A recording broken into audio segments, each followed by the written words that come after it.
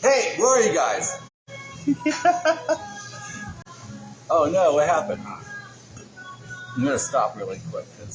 Hi, how are you guys doing? I've got everybody's favorite uncle, Uncle Eric Petersen. I call him Mr. Petersen. So, how you doing? I'm good.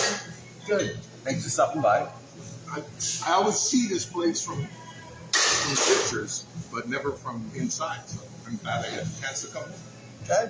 I'm looking at that shelf over there and I kind of want donuts. Oh. I think we're fine. Hey, are we guys okay or are we upside down? Your cousin said hi. Oh, my cousin said hi. Someone's cousin said hi. So, wait, are we upside down or sideways? I can't tell. A couple more drinks will be sideways.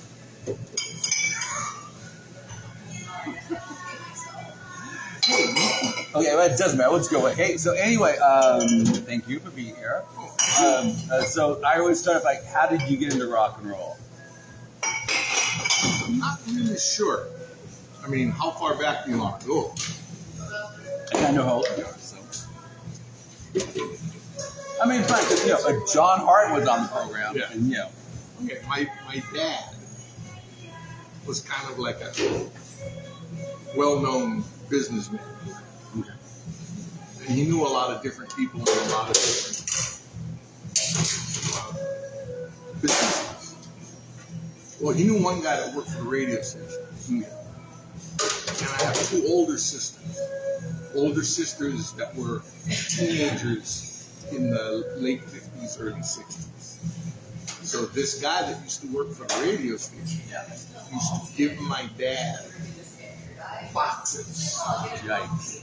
of 45s that the station was going to throw away. Yeah. So he knew my dad had two daughters. Yeah. So he was giving these boxes. So I mean, I heard stuff like Peggy Lee. Yeah. And all these bands that I found out later, other famous people came from. Like Joey B and the Starlighters, Spawn the Rascals. Oh, okay. Yeah. And on the number one song on my birthday, in the year I was born, was Perry Como's "Hey Hot Diggity Dug Ziggity." Yeah. That was the number one song in the nation on my birthday. Crazy. I don't know what the number of song I was. You can look it up. Yeah. But so ever since I was little, there was always music in the house, and big family. Yeah. I'm second to the youngest. Wow. So I grew up through all of my brothers and sisters' area of music. Now my brother that's right above me he was like smack dab 1916. He graduated in 69. Wow, yeah. Okay? Yeah. So all the stuff he was listening was Lovin' Spoonful, Temptations and all this kind of stuff. And we had a really good stereo. I don't know how this happened, but we ended up with it. Everybody had these big wooden console stereos. Yeah. But we had this Motorola, and they had 3 panels. Somebody's beeping me now. We're going to turn this phone on. Otherwise, it's going to be insane. My granddaughter's phone on second. I'll speak to the granddaughter. Hey, I'm doing a radio interview. Yeah. So this is Bill. Say hi. Aloha, hi. So if you have your dad go to Facebook and have him go on to Bill Hale's page, you can watch the interview. Yes, right now. So I got to hang up. You can go on Eric's page and it's linked there. We'll find out. It's good. That's cool. That's my granddaughters. They're teenagers. Oh, goodness. Yes. So where was I? 1969. Your brother graduated. So he turned me on to all the cool stuff. Oh yeah. He had formed a friendship somehow with the manager of the Young Rascals. Really? And so he got to see the Rascals every time they came to Hawaii. And we had a stereo. We had this big Motorola stereo, Yeah. and it had 3 panels. Mm-hmm. And this is back before I knew anything. Yeah. Okay, I mean I was 10. Okay? And on each side, the 2 side ones had a little 6-inch speaker and tweeter. Yeah. And in the center there was a single big 10-inch subwoofer. Really? Yes. Wow. On a console stereo Yeah. that was bought in '65. Wow. So this thing sounded great. Everybody's record sounded the best on our stereo. Yeah. You know, Yeah. up until the audiophile stuff started coming. Yeah. Yeah. So, you know, just we would listen to stuff on that. And I remember a brother Craig, retired fireman. Yeah. He was listening to Smokey Robinson and the Miracle with the Temptations or something like that. And he had it cranked, right? My mom just ignored it. My dad came home and he had a bad day. Yeah. Because he used to work for this company here called Honolulu Iron Works, on iron. Yeah. And whenever there was union negotiations, he was on the side of the company against the unions, right? So there was always union negotiations. So he came home from work one day and he was in crap. So he comes in and there's this music blaring out of the thing, and he goes, "Turn this shit off." My brother Craig goes, "Dad, it's music for your soul. It's music for your soul. Turn this shit off." So there's always music going on. Yeah. Yeah. And then, you know, I mean, the Beatles cartoon on Saturdays. Yeah. Yeah. But seeing the Beatles on Ed Sullivan's show, Yeah. I kind of went, ooh, that looks fun. Yeah. I can probably do that. I got the Hey Jude Ed Sullivan. They had my first Yeah. time I saw the Beatles. I knew about him, but it was like, yeah, Ed Sullivan. They're like, no. And everybody's jamming on stage with him and I stuff. saw the black and white one. Yeah. I'm a couple years old. Yeah. Not very many. Not very many. Yeah. Only, I think, well, you were born in the year of the bull, right? No, I'm an ox. You're an ox, okay. So, I was 6 years old. Okay. Yeah, it's not that bad. No. Yeah. And the funny thing is, I grew up in Monterey. Yeah. And in 66, we moved there, and I had an AM radio. And so by 67, being 5 or 6, I knew all that stuff already. It's just like, you know, Hey Joe's my first rock song I ever heard. And it's still my favorite But song. Hendrix or the original? No, Hendrix. Yeah. Well, Hendrix version's like better. And then from there, it's like Status Quo, Pictures of Lily, or Matchbook Men. It's Who's Pictures of Lily. Pictures of Lily was the Who, right? The Who, yeah. And then Matchbook Men, Pictures of Matchbook with Status Quo. Yeah. And then Donovan, and that whole category, right? The British Invasion, Right. Yardbirds everywhere, and stuff like that. So that was like, higher education. Yeah. I was fully into the Beatles. Yeah. You know how people say, well, if you grew up during the era, you're either a Beatles guy or a Stones guy. Yeah. Give a rat's patootie. Sorry, Keith, about the Stones. The middle period, the 69 through To 70. get your yayas out and sticky fingers. Yeah. That is when I started to like it. Yeah. And I was in LA during the mid-90s, the early 90s. And that was the soundtrack. That and Waiting for the Sun by the Doors. That was like the soundtrack of LA for me at that time. Because it was gritty, it was raw, it was like, that was... No, see, I like the opposite. Yeah. I like the highly polished and shiny. Well, no, all that Ruby Tuesday stuff was great, too. His Satanic Majesty's Yeah, Request album. yeah. There's only like one good song off there or two. I mean, it's actually a weird album. It's a disjointed. You know what's a really, really, really good album that nobody knows about? What? The title of the album is called The Night They Had the Battle of the Bands. Oh. You know who did that album? No. The Turtles. Oh, really? And it's a concept album. Okay. Although none of the songs Yeah. are, linked to each other, but they link them to each other because if you open the sleeve up, Yeah. each song is supposedly done by a different band. They're all the Turtles. Yeah. They're all dressed, Yeah. Yeah. differently. And the hit song off of there was Eleanor. Oh yeah, I love that last one. Yeah, That was the hit song. Yeah. But they also had a song called "The Night That I Remember," which is as spaced out and psychedelic as anything that came out in the '60s. Wow. Yeah. Killer. Yeah. The night they had the Battle of the I'll have to look for that. And they also have the song, I'm King Kamanawanalea and we're the Royal Macadamia Nuts. And the name of the band is King Kamanawanalea and the Royal Macadamia Nuts. It's a very short song. Yeah. Because around that time period, the association's around too. And association, even though they're like straight kind of ways, they always try to put one little twist towards the end. Like Cherish, the feedback guitar at the very end, that's, yeah. You know, it's talking about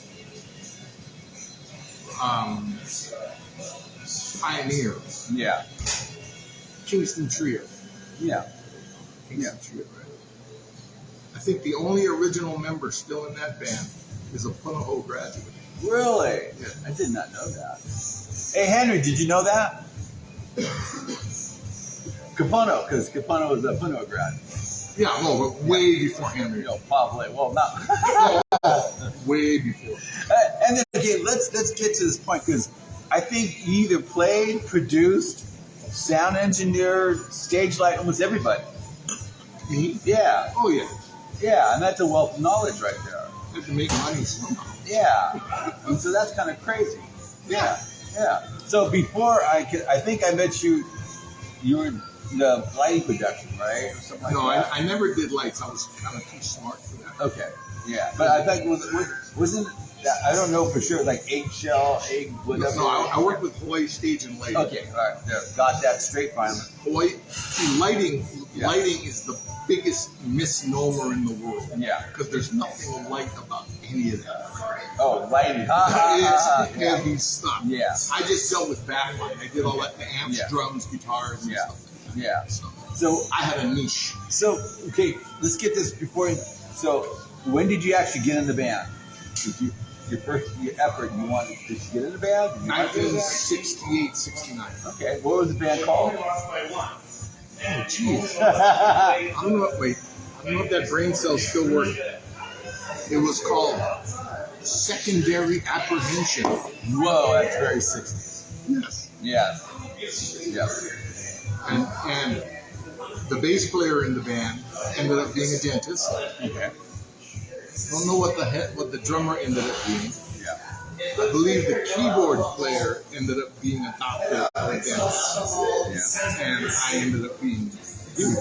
Yeah, but you're a rat. Hold on. Cool. Everybody's hanging out. Nikki's there. Hi, Nikki. I don't know Nikki. Listen, I can't see that part. Oh, that's fine. That's great. And then, okay, so then you're playing in bands. When did you flip to do? Well, you want to hear my first professional paying gig? Yes.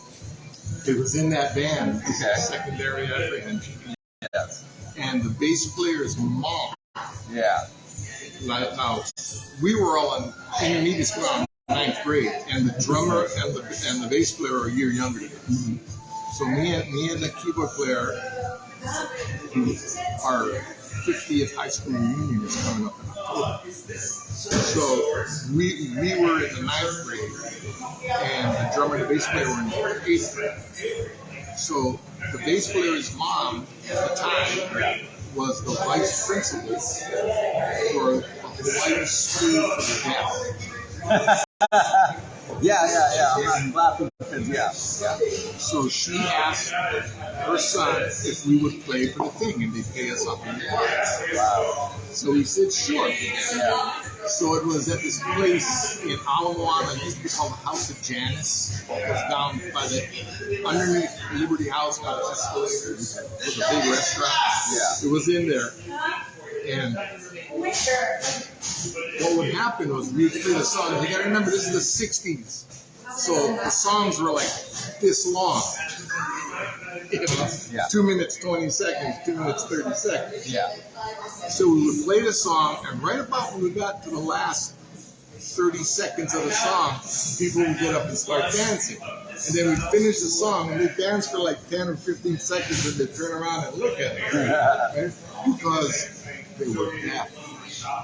So the bass player's mom comes up, and this is the only time this has ever happened in any gig I've ever played at. They came up and she says, can you guys play the song 3 times through and maybe twice as loud? And we said, wait, you want us to play louder? Please. So he said, yeah, sure. So we played the song 3 times through. By the end of the first one, people got up and danced, and they danced to the second 2 times we played the song. And we were playing so loud that my ears rang for 2 days after. Little boom cheer, huh? Wow. It was loud. We did, what was that?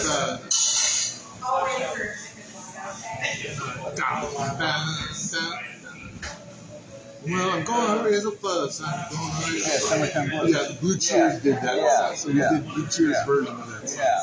So were you playing guitar then? I was playing guitar. Yeah. Because you can play almost everything.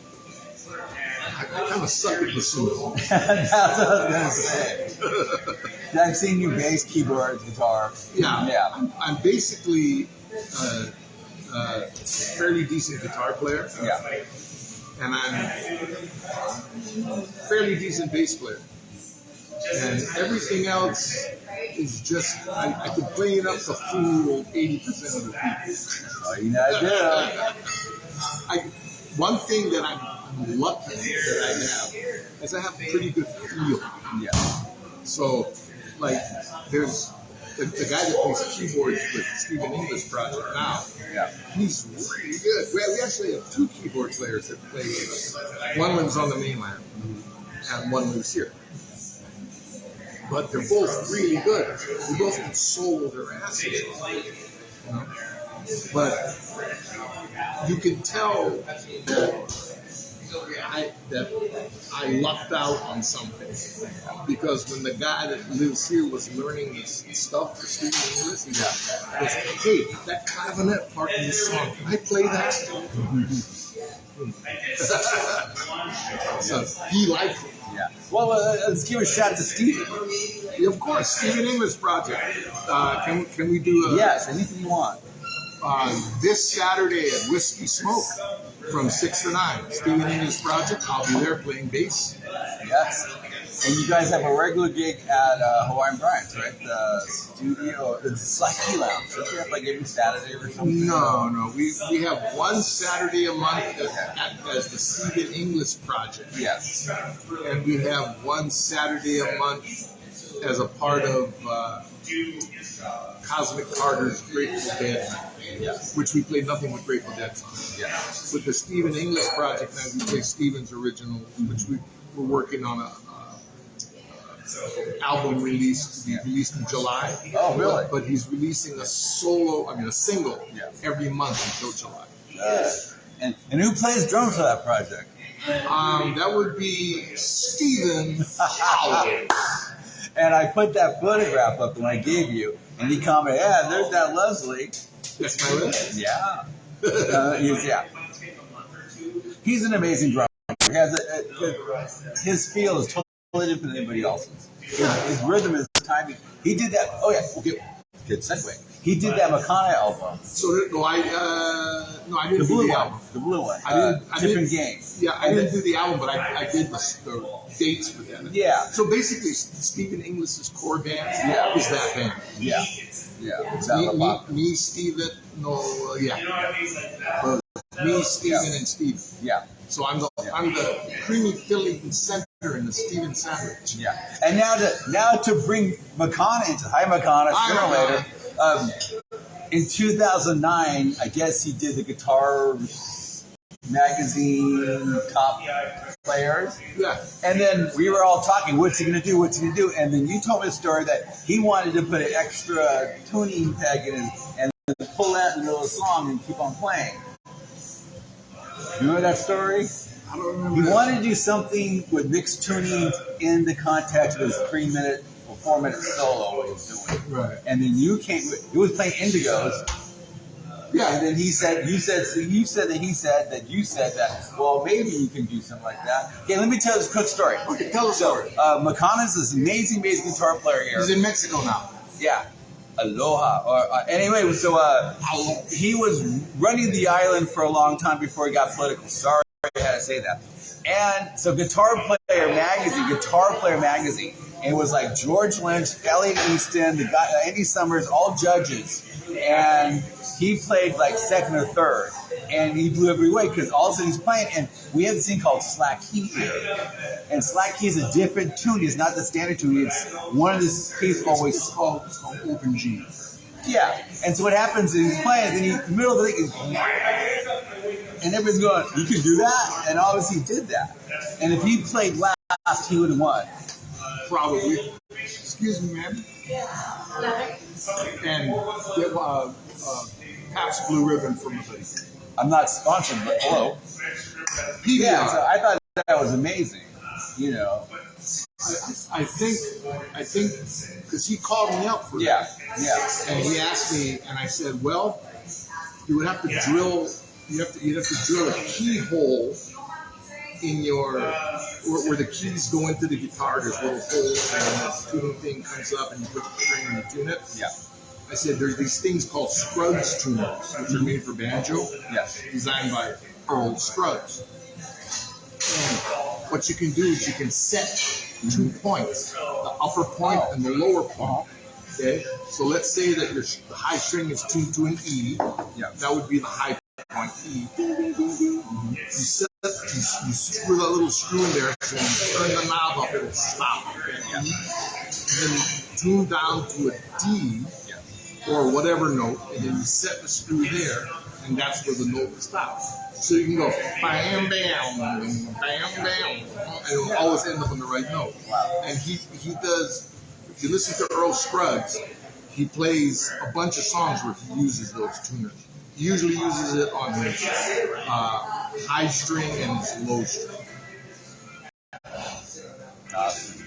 Yeah, and then because Macan was a genius at that point. He was great. He's doing everything he was supposed to do. Yeah.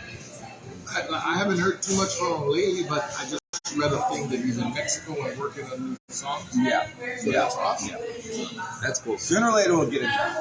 No, well, now since you mentioned Macan, we got mentioned Capono now. We love Henry. We love Henry. When I played the Capono,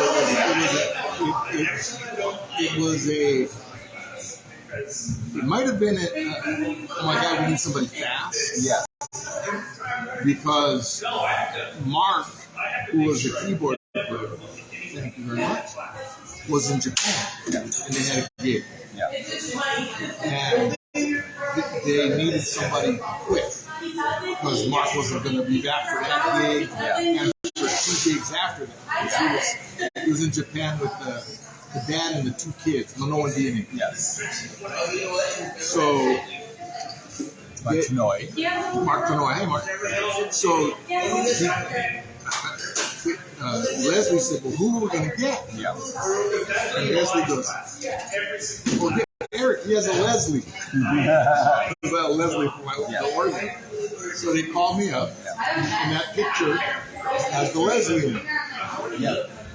And so they called me up, and I did a couple of gigs with them, and I was kind of like the keyboard player for a particular length of time, and then the mini depression hit in like 2008, 2009, and they had a bunch of their industrial gigs canceled. So the ones that didn't get canceled were going to get canceled unless they could drop the price. Yeah. So the only way they could drop the price was to get rid of one of the members of the band. So they went with the Duke's band. Yeah. And so, I got asked, which was fine. Yeah. But you guys did that thing on the beach.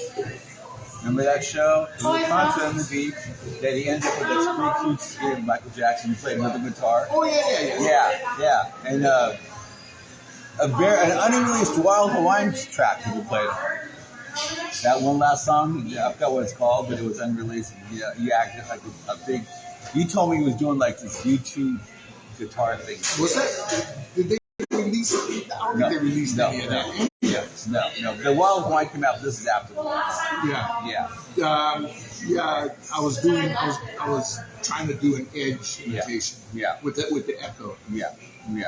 That was kind of cool on the beach. That was good. Yeah, good time. And one of your photography competitors, and I won't say his name, but he caught a real good picture. Mm-hmm.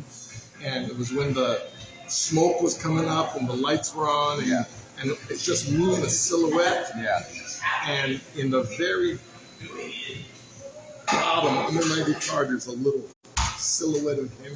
It's really cool. I had it framed and I gave it to my mom. And my mom had it displayed in the entryway of her house. And then when she passed away, I ended up with it. So I have it. Probably James. So. No. James? The tall, dark guy. Oh, I don't know him. I can't think of his name right now.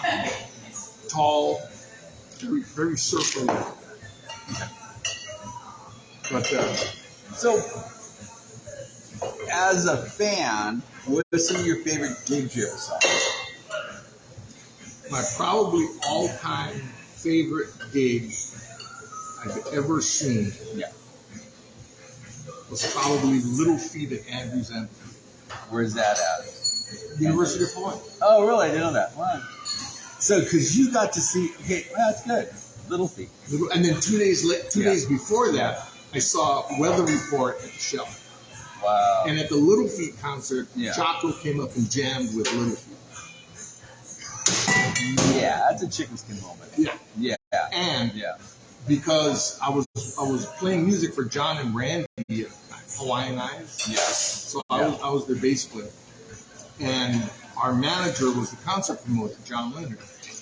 So I got in free. Yeah. And I kidnapped my friend, Robin, who might be watching this, she might not.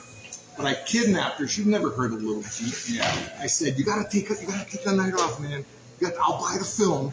I went and I bought a whole bunch of 35mm film because she's a photographer. Yeah. She don't live here, and she lives in Mainland and does stuff for the movie company. Yeah. So she never heard of Little Feat. Yeah.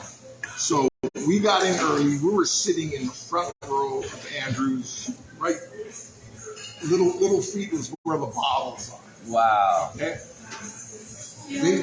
They opened up with Fat Man in the bathtub with the cop. You look very clean, as you know, and she just started taking pictures. By the fifth or sixth song, she was on the film. Whoa. She developed them. She gave me all the pictures. They're flipping awesome. But yeah, I converted them. The very next time I went to her house, I was good friends with her and her boyfriend. When I went to her house, she had the Waiting for Columbus on. Wow. Because that's the album that just came out. Yeah.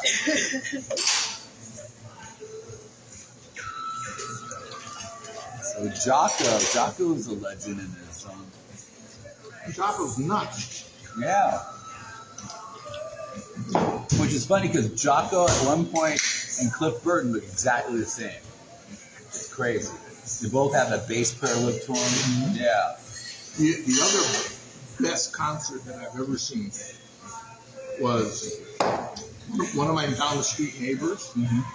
His name is Pat. He may still be a bartender at the Hilton. I don't know. Hey, Pat. But his dad was a newscaster. Okay. And his dad had tickets to Aretha Franklin opening up for the Young Rascals. Oh, wow. So we had press seats on the side. Yeah. And Aretha Franklin tried water skiing the day before, and she broke her leg. Aretha Franklin did her whole set sitting in a wheelchair with a big white cast sticking out, and nailed it. Wow. She was awesome. Wow. And then the Rascals came on, and it was just phenomenal. Wow. You know, Dino Donnelly, one of my all-time favorite drummers. Yeah. You know, and Felix Cavaliere. Yeah. That's one of the people that I fell in love with the Oregon, him and Mark Hudson from the band. Yeah, yeah. And Rick Wakeman, but I'm not his With Wakeman. Yeah, I think I saw Wakeman in Yes in late 90s. And they did that little thing. Yeah, Wakeman's always crazy. Wakeman's a funny guy. I would like to sit down, Yeah, or maybe with you, yeah, and Rick Wakeman, Yeah. and just talk. Yeah. Because this guy sounds like he's hilarious. it's hilarious. Yeah, yeah. Some of his names for Yes songs, Yeah. like Owner of a Lonely Heart, he calls it Owner of a Horse and Heart. Okay, here's an important question. You ever see Hendrix? No, never saw him. Sorry, Stones and Hendrix fans. I was never really a Hendrix fan. I'm not discounting his talent. Yeah, yeah. He just didn't do it for me. That's fine. You know. That's good. Now, the next question, talk about the Crater Fest. Yes, I worked at Crater Fest. Really? The one when the Doors were there? I didn't go to that. Okay. Yeah. All right. I don't remember. No one remembers the Crater Fest. No, I don't remember the one with the Doors. Yeah, there was one. It was, I don't know, 69 or something like that. I was too young. My mom wouldn't let me go to those things when I was 12.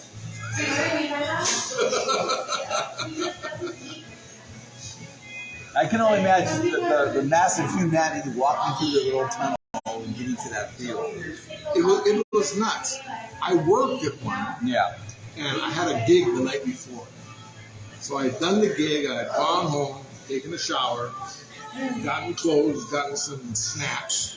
I had a funky Ford station wagon. And me and my friend Macy, hey Macy, who was the drummer in the band for me for years, we went and we slept in the car so we could get there for the 6 a.m. call, the 6 a.m. work call. And I didn't realize that inside that crater, it gets freaking cold. Because we didn't bring blankets. It was like, it's 80 degrees outside. Yeah. But in the crater, it's like 60 for some reason. And we're freezing. But, so I had a big station wagon. So I was sleeping in the back, where you put the kids on the long distance drives. Yeah. And Macy was sleeping in the front seat. And, but that was the one that had Frank Marino and Mahogany Rush, the Turtle, Flo and Eddie and the Turtles, Happy Birthday, which ended up being Journey. Mm-hmm. And there was one other band that I don't remember. Yeah, but I worked with that. That was the first time I ever worked a rock and roll show. And right after that, I started working for a company called Sound Services. And that company was eventually bought out by Hawaii Stage and Lighting, which I worked at until the pandemic. Yeah. Actually, we have to mention Michael Piranha. Hi, Michael Piranha. How long did when did you first see him? And then you put in his band, right? Full time, during the acoustical thing he was doing? I'll tell you the first time I met Mike Piranha. He may or may not remember this. But I used to have a band called Fragile Pats. And we had t-shirts. And the Piranha Brothers, I think this might have been their first or second time to Hawaii, but this was the time they were playing at York's in the club, that place in Moilele where Moose's was. Oh yeah. What's the name of that place? Now? Yeah. In Puck's Alley. Puck's Alley. Yeah. In Puck's Alley, there was a place called York's, and they were the house band at York's. So we went down to see them. We had just got our shirts Okay, and I had met Mike a couple of days before, I forget where, but he told us that we're at York's, and Tom York was a friend of mine. So I went down to the club, and I brought a T-shirt for Mike. Yeah. I didn't know Tom. I brought a T-shirt for Mike. So I gave him a T-shirt, so he went and put it on. I'm a saxophone player, and I don't know what his real name is, but everybody calls him Dez. So Dez goes, "Where's one?" I said, "You want one?" He goes, "Yeah." I said, "What, a medium?" He goes, "Yeah." So I gave him a medium. The first thing he did was he ripped the sleeves off, and he put it on. So him and Mike were wearing Fragile Ants T-shirts. Yeah, not too much. Mike and I are going to do something kind of weird. We're going to do an interview on the bus. Start at Diamond Head Road and go up all the way up Wilhelmina Rise. Yeah, that should be crazy. And then drop him off at his house? Yeah. It's good. Actually, you didn't see my gallery show. I'm doing another one, the new one. I did see your gallery show. Oh, did you? Thank you. It was up, wasn't it up at Halloween? This past Halloween? It was December through February. No, that I didn't see. Yeah. But that was all the kids. The Tavanas, Keith Batlands, and those people like that. But this one, like kind of legends kind of thing with Jerry Santos. That footer, that's pretty fun to be in it. Nobody will recognize me because I don't have a beard. Doesn't matter. It's like, all take captions. That'd be kind of cool. Yeah, that's the next one. I'm trying really hard to get that done. I want to do 3 portfolios in a row, and it just with digital, you somehow when you move, and it's not easy to find that stuff. It hides in little places that you can't see. Yeah, and you go through as the years progress, because your negative is negative or slide. It's right there. Yes. But digital, because you change formats every 10 years, the new technology, and it's like, what do you mean you can't read this disc? You printed it. You burned it there. So that's my challenge right now, just to do that. And so it was kind of a slam dunk. Okay, so you've been you have the gift of longevity. What are some of the biggest venues that are gone that you really miss? I mean, Honolulu had some of the best nightclubs and venues, and it was hopping and stuff. People tell me about the Point After or David Jones Locker, but they didn't have live bands. Well, they kind of did, but they were what we used to call disco bands. Yeah. We had another name for them, but it wasn't very good. It referred to the Asian element that went there. But I'm not going to say it. No, I don't say it. But so what are some of the venues you kind of like and miss? I used to like playing 23rd Step in Kailua. Okay. The owner just passed away at like 96 years old or something. Yeah. But I mean, he was a real cantankerous old fart. But I liked him. And a lot of people that worked with him liked him. Most people were scared of him. Yeah. But once you realize that this guy was all business and no fuck around, no screw around, then you got along with him fine. Okay? But I just saw a thing on Facebook and he passed away. And this is to Ed Shine. Rest in peace, Ed. But I always liked the 23rd Step, except the load-ins sucked. 23rd Step. I remember taking a Yamaha CP70, which is an electric grand piano, and a B3 up the back stairs. That's why I walk with a limp there. Yeah, I helped out a band that had a B3 and a Leslie, and luckily Greg had it on a caster. Yeah, casters don't work well on stairs. No, but we didn't have to do any loadings and stairs. That's for sure. And I used to like playing at Anna Bananas. Yes. But then again, stairs. Yes. But when I played there for the Leslie, I had one of those tall boy hand trucks that they deliver beer kegs on. Yeah. And I would ratchet strap it to that, and I would bounce it up the stairs. And, it was fairly easy. Going down was a lot easier. Oh yeah. I can only imagine. Going up was like, There's no tubes. Is there tubes in there? Yeah. So how did that? What do you think the tubes would like come rattled off or whatever? no, you have to be delicate. Yeah. Yeah. Going So downstairs. going down, you gotta go. Shh. You can't go. Not like a Marshall. Marshalls are nothing compared to No, Leslie. yeah, the big old furniture thing over there in the corner. Yeah. But there's with technology Yeah. and all these Leslie simulators and stuff, Yeah. nothing sounds as good as a Leslie. Yeah. Nothing. But I realized something years ago. Yeah. I was smart. I knew that I wasn't going to want to lug 400 pounds of Wood. home furniture around with me for gigs. So I was looking into Leslie simulators, and there was a bunch of good ones, there was a bunch of bad ones. But for the most part, none of them sounded like a Leslie. Yeah. But see, that's because you're comparing apples to oranges. Okay, when you're listening to a Leslie, and actually when the Leslie is where you are, right, playing this thing, you're hearing the air that's around the Leslie. Yes. Okay, which makes a huge difference. Mm-hmm. When you listen to a recording, you're hearing what the mics hear. Yes. You're not hearing the air that's around the Leslie. So, with a Leslie simulator, they have to capture that sound on tape or on some type of recording medium, Yeah. and they use microphones. Yeah. So once I realized, oh my goodness, a Leslie simulator is the sound of a mic'd Leslie. It's not the sound of an actual Leslie. Yeah. Okay?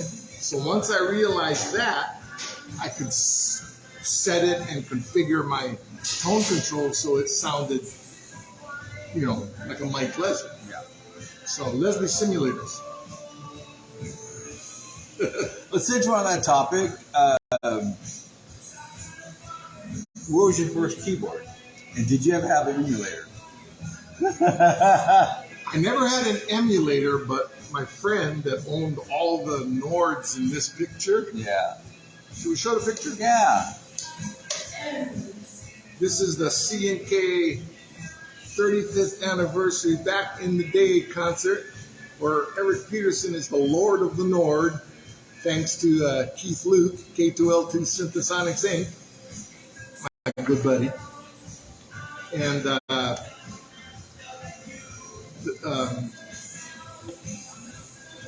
forgot where I was going. See, I told you we'd get sideways. It's fine. But the first keyboard that I ever had, that was mine, Yes. was, let's see,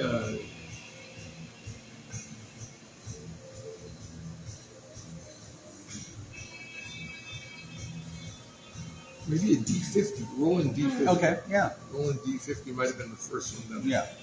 And if I'm not mistaken, I still have it. Wow. I don't know if it works. Yeah. Because Roland had this weird problem where the glue that held the little weights under the keys would melt, and the gas would rot the contact connectors, and the freaking thing wouldn't work. But I think I still got that. So were you more of a keyboard player, guitar player, or bass player? Guitar. Guitar player. So you never got into the Roland Prophets or all that other crazy stuff in the late 70s? I did because I rented them, Yeah. so I have to know how they work. Yeah. So I was really good at figuring shit out on Prophet 5s. Yeah. I had a Prophet 5. Yeah. I was really good at figuring stuff out on DX7. Yeah.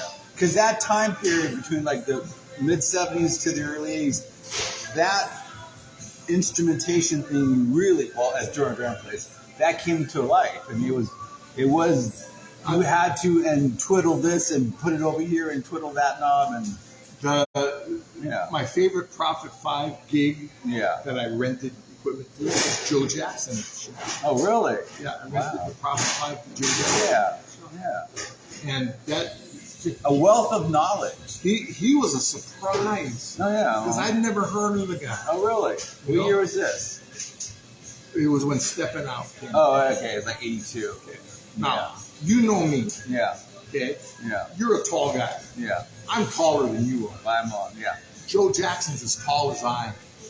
I didn't know that. Joe Jackson is as tall as I am. Wow. His ears are twice as big as mine. Wow. And his head is like a melon. Wow. This guy is monstrous.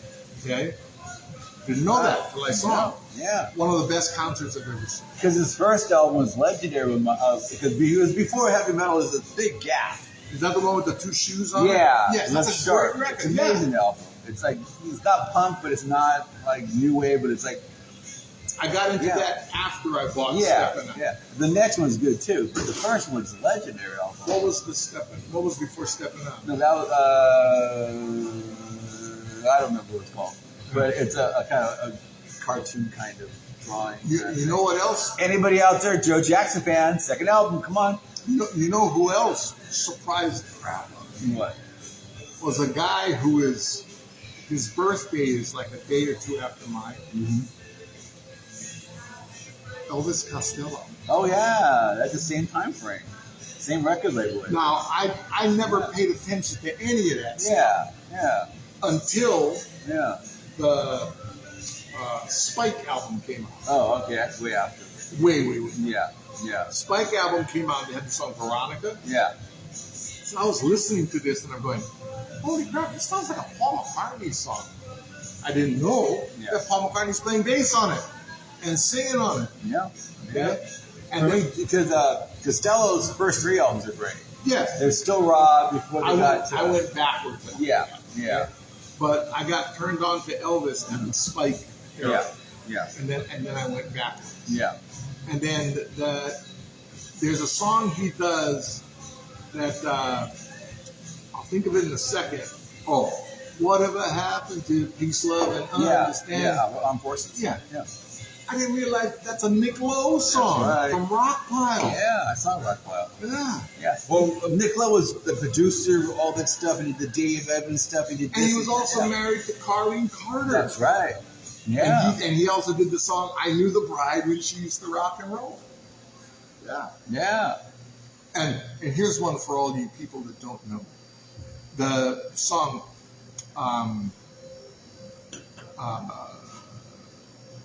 what's the Steelers' real song? Stuck in the Middle with You. Stuck in the Middle with You. Yeah. The singer of that song is Jerry Rafferty that sang Baker Street. Yeah. I didn't realize that until a few years ago. I mean, I've known it for a bunch of years. Yeah. Oh, do you know Matt Souza? Used to be Sugar Daddy? No, but I might be related to him. You're probably. Because there's a Souza, we have a Souza line. Yeah. Well, it goes like kind of, but he's the one that bestowed the musicologist title on me. Yeah. I need to would be great to get you hooked up with my friend Larry O'Donnell. Larry doesn't have Facebook, so he won't ever hear this.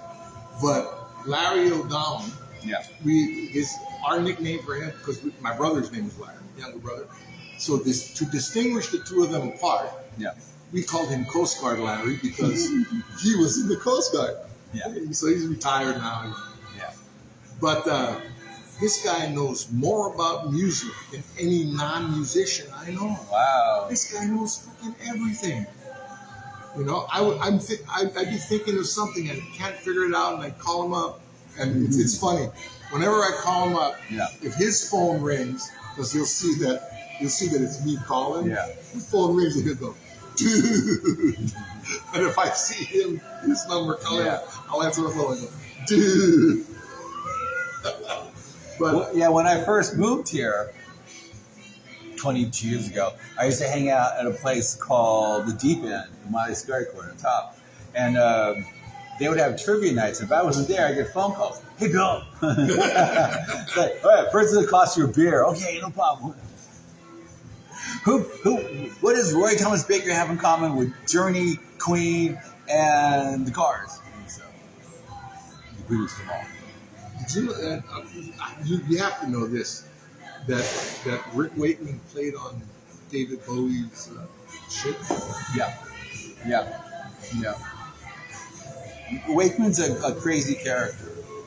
I mean, he's more eccentric. I mean, I used to like Yes a lot, and then all of a sudden, used record stores. I said, "Oh, this is the 7 Wives of Henry VIII or whatever." Six like 6 Wives. Like, okay, and I got like, okay, that's kind of weird. I do this thing whenever I do solo gigs, Yeah. which has been very rare lately. But whenever I do solo gigs, I do this song called Variations on Kathy H.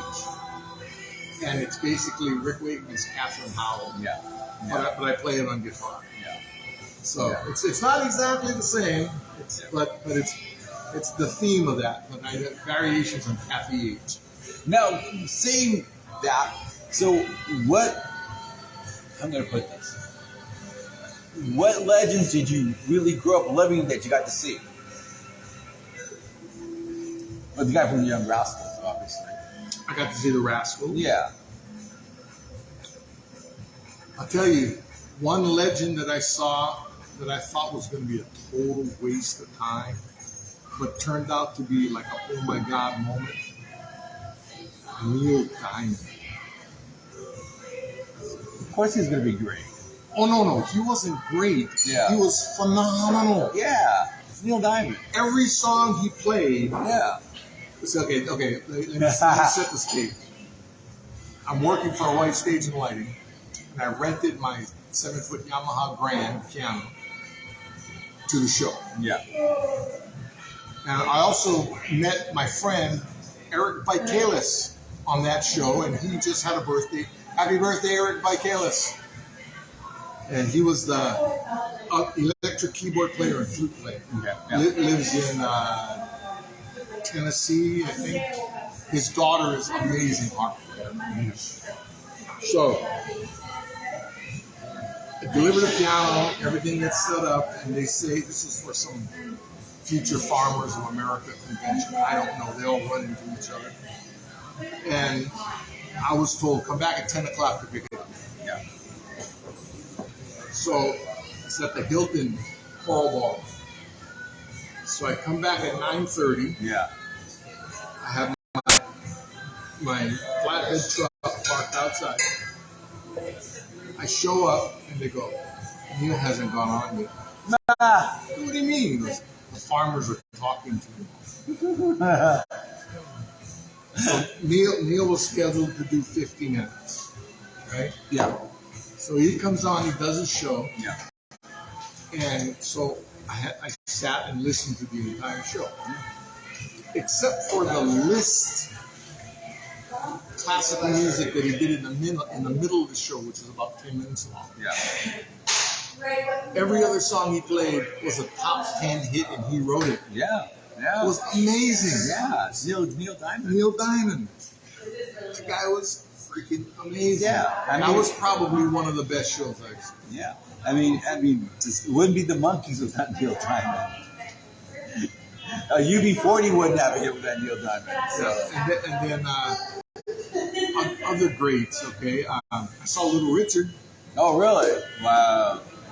Little Yeah. Richard was different. Yeah. He had 2 drummers, Okay. 2 bass players. Okay. So I had to provide 2 drum sets, 2 bass rigs. Yeah. They had to fly in a Yamaha MIDI grand piano because the band is so loud Yeah. that there's no way you can mic the piano and make it loud enough in the monitors. Yeah. So with the MIDI grand, it gets plugged into a synth module, Yeah. and you can freaking make that thing as loud as possible. It's not going to feedback. Yeah. But Little Richard had these dancers. Okay. Okay, now, for those of you that may not know, Little Richard's from another planet. Yeah. Okay? So we had these male dancers that worked hard pieces. And they were dancing, and this was another farmers, future Farmers of America or or fast food chain owners or something. Yeah. And they're coming out and they're shaking their cod pieces at all these old ladies in the front of the thing, and they're just in shock. Yeah. And Richard was, Lucille! And the band was rocking. But I'm just like going, oh my God, there's old women fainting. So I got to say to Richard, I got to open up for Chuck Berry. Really? I got to open up for Chuck Berry and B.B. King. Whoa. On 2 different New Year's Eve nights. Wow. And the Temptations. So right there, that's like rock and roll legacy. Oh, yeah. History, kind of like the royalty. We took a picture backstage. Yeah. So the drummer in our band, Bongo Bob. Bongo Bob, he's Bongo in Florida. Bob. How you doing, Bongo? Yeah. So the drummer hired a friend of his to take pictures of us. Okay? So the promoter of the concert, a good friend of mine, pulled us all backstage to take pictures of BB. Yeah. So we're all standing around like this. We're all got our arms around each other. And the photographer's battery dies.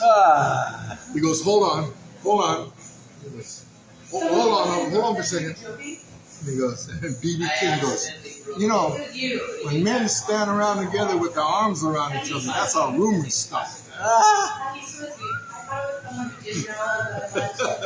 Yeah, that's a lesson that photographer never got. Chuck Berry's show? Yeah. Why didn't you throw it away? We had a monkey wrench thrown into that at the last minute. Yeah. Okay? So it was 2 nights. It was a New Year's Eve show, and it was a next night show, right? Yeah. Next night was a private show. So the New Year's Eve night, we opened up the show, and we had to take everything off, the opening act stuff off the stage. Yeah. But after Chuck Berry left at 5 minutes after midnight, we had to set up as fast as possible to keep people there drinking, buying drinks until 1 o'clock. Okay? Yeah. So we hired Keith Frazier. Yeah, Keith is right there. He's right there. So to be our help us. Yeah. And something happened between him and Chuck Berry where Keith and Chuck? Yeah. I think he might have asked Chuck for an autograph or something, and Chuck said no, and Keith was just heartbroken. Oh. Keith, you have to tell us what it was. I'm going to see Keith tomorrow night. Yeah. Okay, wait. I'm going to run to the bathroom. Keep on talking. Okay. Entertain big picture. See, that's what happens when you drink too much beer and your guests keep buying the beer. So, let me get closer so I can see what the questions are. And I might be able to answer some of your questions. Okay, what does it say here? Oh, that's not good. Anyway, so anything you want to know, just let me know. I've done a bunch of stuff, some good, some bad, some noteworthy, some doesn't matter at all. Had fun most of the time, bitched and complained most of the time, but that's part of the biz.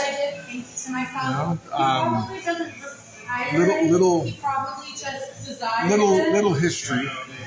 Audie Kimura, I was bass player. John and Randy, I was bass player and arranger and a co-writer on some of the Hawaiian Eyes albums. Cecilio and Capono, I was actually the keyboard player, bass player on one tour, because their mainland guy couldn't make it, and I was there already.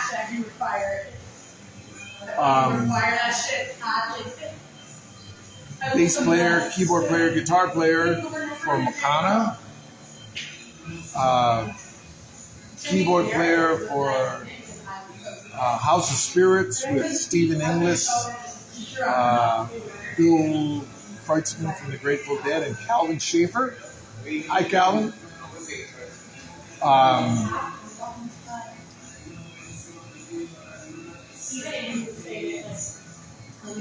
Currently, this Saturday, this coming Saturday, Stephen Inglis, Stephen Howells, myself, Alan Okuye, and Todd Yukamoto, I believe, are going to be playing at Whiskey Smoke in Kailua from 6 to 9. I don't know what we're playing yet, but we're going to probably play some of Steve's originals, and we're going to probably play some of our other favorite songs, and it'll be a good thing.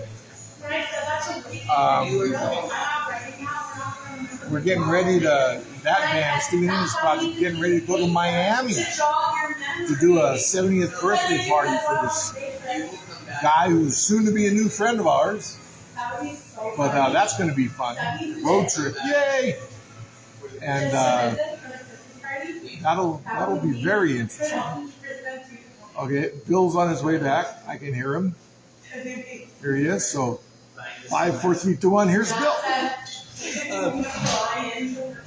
The coolest thing as I get older. That's my backpack right there. No, that's all right. The Nikon's in there as usual. I'm not stepping. As I get older, I get less anal retentive because being a photographer back in the day, I would think that you'd have to get more, just so you don't leak.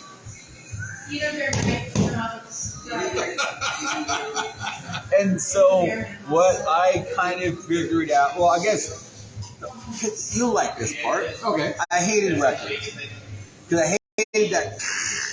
And what I don't miss in music is that the pops and the hisses and stuff. I remember just buying these records all of a sudden. And I had a friend who had Inagata Vita, and it was like a roller coaster. And it's like, really? No. And so, but you get digital. There's nothing touching anything, and so, that Motorola stereo we told you about used to have a 10-inch platter. Most modern turntables are 12-inch platters, which is the diameter of an LP record.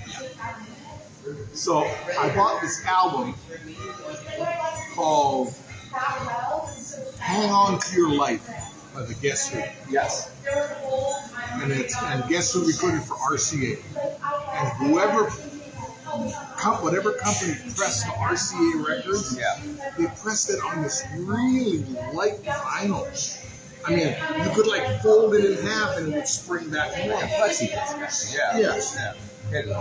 My needle on that Motorola wouldn't track on the first song. It would skip the whole first song. And it pissed me off. Yeah. And worse than that, I hated 8-tracks. I never had it. Somehow, my dad had Santana's Soul Sacrifice. And Carl's going, On the Soul Sacrifice from Woodstock, the drummer, Michael, what's his name? Michael Shreve, Kailua. Really? He was 19 and dropped mescaline. You know who else was 19 playing percussion the next day? Geraldo. Oh, Gerardo, with Henry G. 19 fat. I did a bunch of gigs with Gerardo. Hi, Gerardo. Hi, Geraldo. I miss that guy. He was like instant friends. He was so warm. He was so loving, so giving, so. I mean, without me, he did Hendrix. And inspired Dower forever. Then he was like the most used percussion player for all this Latin stuff. I did a gig with him for a Pro Bowl party. Mm-hmm. I was playing guitar. Yeah. And he flew in these two people, a keyboard player and a girl singer. I think they were boyfriend girlfriend, but I'm not sure. Yeah. But the girl was one of the singer's sheets. Oh yeah. And I can't remember what her name was. Silver. Yeah. Okay. And the boyfriend was an excellent keyboard player. And then I believe we had Steve Sherman playing drum. Yeah. I think we had Andrew McClellan playing bass. Yeah. and I was playing guitar. And we did a bunch of stuff for the Pro Bowl thing on Kalakaua Avenue. Yeah. And it was pretty cool. It was fun playing. I did that session, a photograph film at the bandstand. No, we had a photo set. He did some stuff. And it was Bonnie B. Yeah. I never met him, but I know who he is. Yeah, Bonnie B's crazy. He's good. Used to be, was that South African guy that plays kind of weird? Not Bruce Horn, that just now. And it was Tenori playing bass and Mark Lindbergh playing guitar. Wow. You should. You guys are the same height. It's probably slimmer than me. I hate slim guys that are small. It's not a lot younger. But yeah, that was a really cool session. And you can bump. Yeah. So, I like Ethan's probably one of my favorite people. Yeah, he's good, tasty. I see him once in a while. He was doing with Jesse Savio at Work and Play the Monday night live karaoke. That was crazy. On his, he has a band called the Downbeats. Okay. I think it's the Downbeats. If I'm wrong, Ethan, let me know.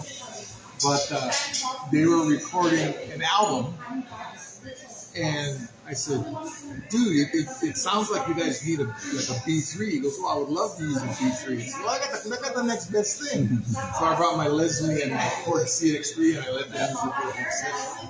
Which, now, here's an important question, because I don't know the answer to this one. Are you on albums? Do you have albums out? Are you on? I am on, well, there's an album called The D Band, which I'm on a lot, and I actually produced that one. Yeah. There's an album called Hale Mama Round the Island, which I'm on, and I co-produced that with Rick Kiefer that used to have CWest Studios, all original songs. And a couple of those songs I've heard on Muzak in the department store. You know, I was at Sears one year, and I went, I know this song. You know? There's also another album called Earthbeat Island Heat, which is a compilation album that I'm on.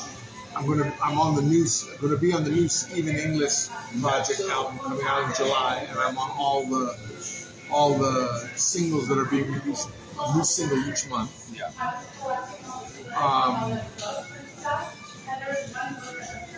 There's another person, Ann Shaw, that I'm working with, her and her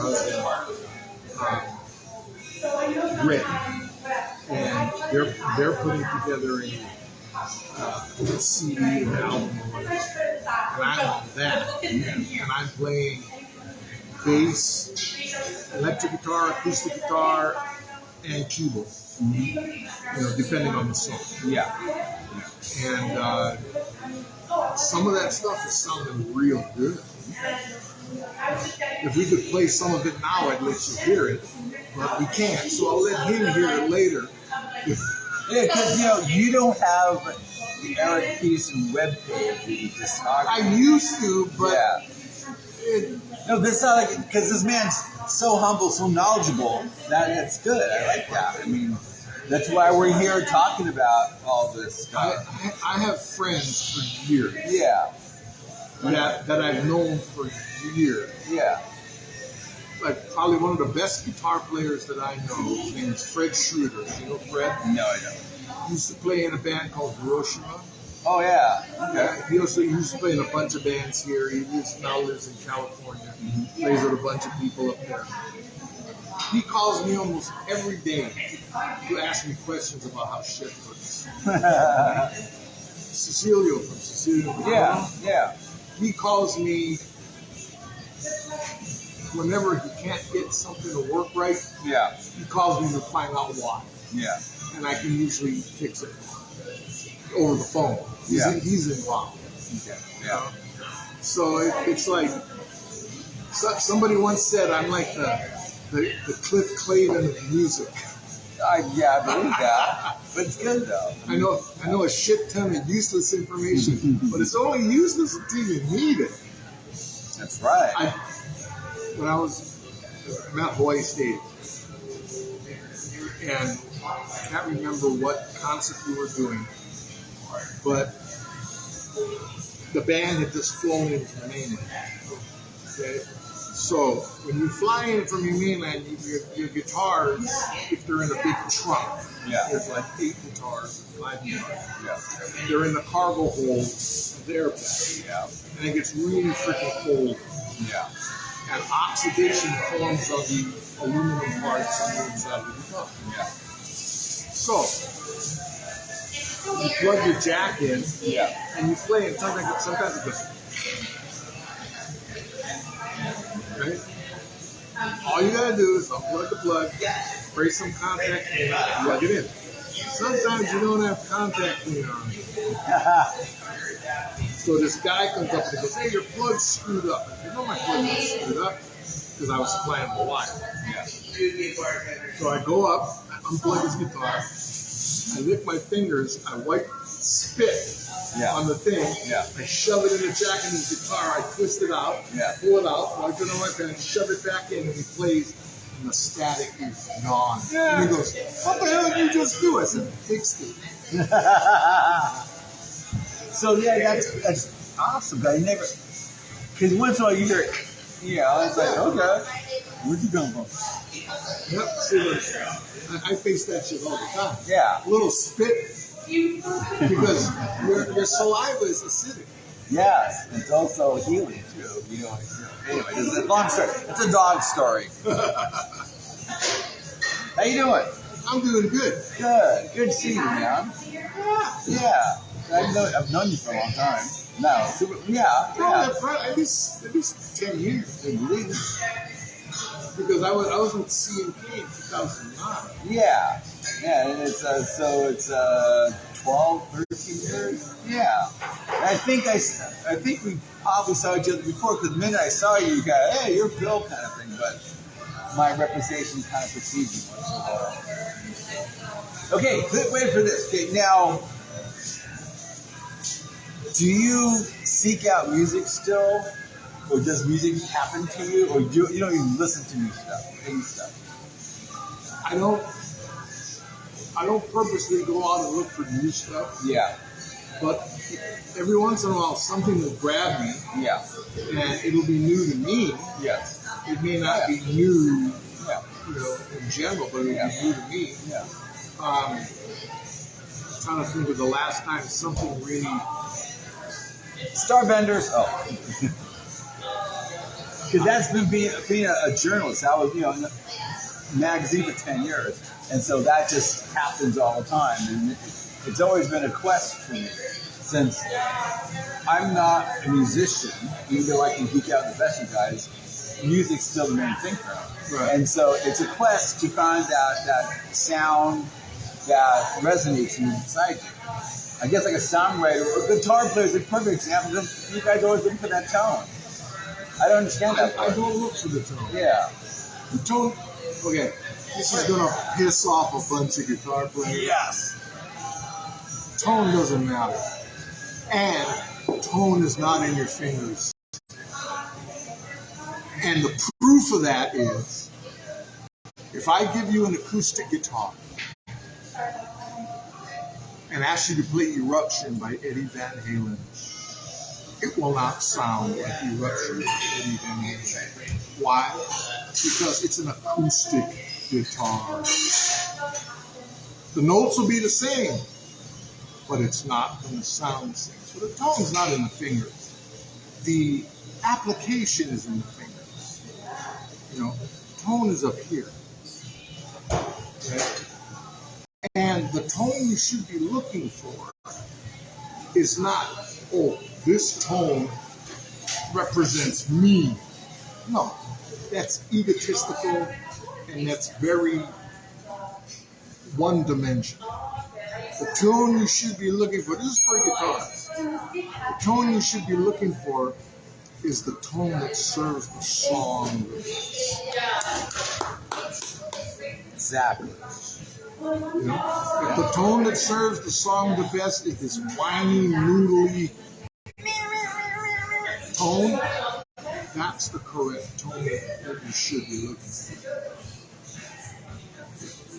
That's why the Edge U2 has 23 different tonings or setups for his amp in the playing said song. Exactly. Because I go through that. I'll go that phase. I'll check in with the guitar player world and stuff, and then guess guitar player online or whatever.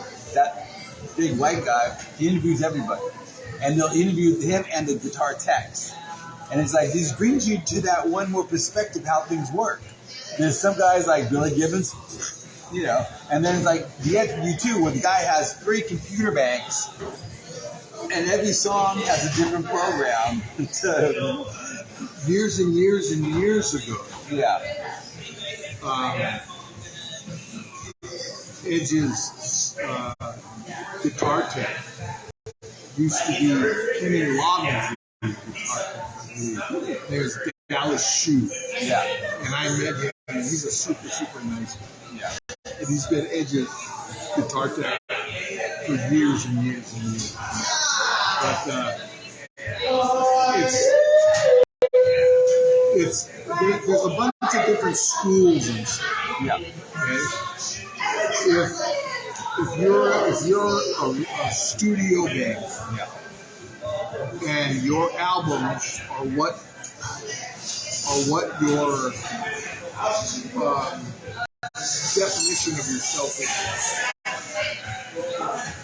then you are trying to make your live representation as close to the studio thing as possible. Yes.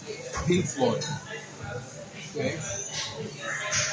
I used to say yes, but the last, not a bunch of years ago when Yes got back together with Blake, the original lineup, I listened to the stuff and it doesn't sound like a studio record. They're improvising hell of it. They still got the form, but they're dancing around it. To me, that's where it's at. Yeah. The magic on stage. Yes. Yeah. Yeah. But Give a shout out to anybody. Say hi, whatever. I can't see whoever is there. No, because this will be like on YouTube and all that stuff. So generally, who do you want to say hi to? Anybody who remembers what I looked like when I was young. Anybody who gave a shit what I looked like when I was young. Right now, I thought, you know what? I'm looking at the camera right now, and I look like my friend Norbert Putnam. Norbert Putnam is one of, he's a bass player. He used to play bass for Elvis. And he's one of the Muscle Shoals guys. Oh, cool. Yeah. Yeah. And I met him down here when I was doing a gig at Hard Rock. Yeah. And I showed up to do a gig, and there's this band on stage, and the manager tells us, "Oh, there's this Elvis thing going on." Yeah. And it was this guy, John Rolls, who used to sing. He used to have a show here years ago. But he's doing all Elvis songs. And his backup band was all prior Elvis players. Yikes! Wow. So the drummer was Ron Tutt. Ron Tutt is on the Jerry Garcia Cats Under the Stars album. Okay? Bass player was Norbert Putnam. Norbert Putnam used to play bass and produce a guy named Dan Fogelberg. Yeah, I know Dan. Yeah. Yes. The guitar player was James Burton. Woo! His son Jeff used to play at the old Trappers here. I met James years ago. Yeah. And the keyboard player, I'm sorry, I don't remember his name, but I knew all the guys. So I walked up to the drummer. I said, "You know, you're probably on one of my favorite records ever." And he goes, "Oh yeah, what's that?" I go, "Cats Under the Stars" by Jerry Garcia band. He goes, "Oh, that was a fun record to make." And now I didn't ask him why, but I can only assume. Say hi to Mark Caldera. Hi, Mark. Mark Caldera, one of my favorite people to play with. But he never calls me enough because he never needs me. And Mark, we got to get time. You know, you need to be here, but you're always working. You work a lot. Yeah, all the time. Working more than anybody else does. Anyway, thank you. We're done already? Crap, we can go off another 2 hours if you want. Okay, from Pro Social Club on the other side of Chinatown, this is Mr. Eric Petersen. And you tell them where you can see you performing with. This Friday, the 25th, Stephen English Project, I'll be playing my beautiful purple fretless bass at Whiskey Smoke in Kailua. Yes. And then on the 1st of April, I'll be doing a gig, a duo with Steven. I don't know what I'm playing yet. He hasn't informed me what he wants me to play. At a new club in Hilton called Paradise. Wow, okay. I think it's called Paradise or Paradise. Oh, Paradise Lounge. I'm not sure. Never been there. But I'll either be playing guitar or bass. I'm not sure. I know I won't be playing mandolin or ukulele. Although I can. Okay, man. Thank you for everything. Thank you for just being a cool guy. And I'll see you guys later, okay? All right. How do we get out of here? We're stuck. We're stuck.